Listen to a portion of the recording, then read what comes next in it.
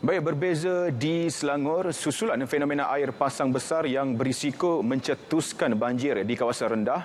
Memasuki hari keempat, keadaan masih terkawal dan tiada limpahan air besar dilaporkan berlaku setakat ini. Wartawan Adilia Habibullah membuat tinjauan di JT Nelayan Teluk Gong, Pelabuhan Kelang. Ada perinciannya. Mengambil iktibar bencana banjir yang berlaku tahun lalu, Jabatan Bomba dan Penyelamat Malaysia JBPM mengambil langkah berjaga-jaga dengan melakukan pemantauan terutama di kawasan berisiko banjir. Meskipun paras air laut mencecah lebih 5 meter, iaitu di paras bahaya ketika fenomena berlaku, namun keadaan masih terkawal dan paras air kembali surut 2 jam kemudian. Ia juga turut didorong oleh keadaan cuaca yang baik dan tiada hujan secara berterusan.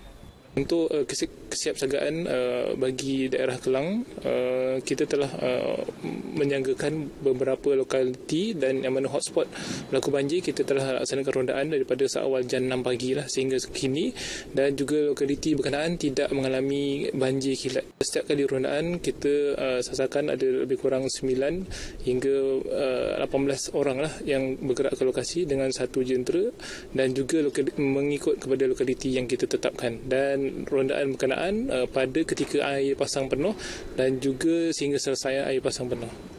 Orang awam terutama mereka yang tinggal di pesisir pantai diingatkan untuk sentiasa berwaspada susulan fenomena air pasang besar dijangka berlaku semula hujung bulan ini. Pada hujung bulan ni kita ada lagi 27, 28, 29 air pasang besar, dan juga saranan masih yang sama supaya dapat berpindah di peringkat awal, yang mana kita dapat makluman awal dan juga dapat sign awal sekiranya berlaku banjir yang besar.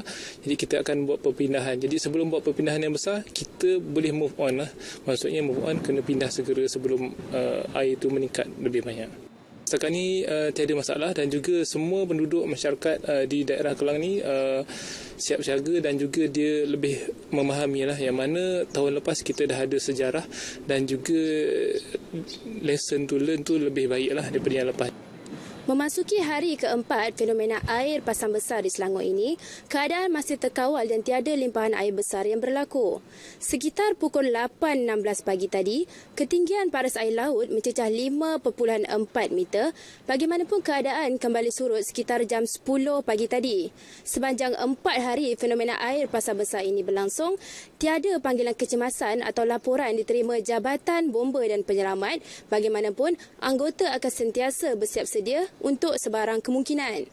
Adilia Habibullah, RTM.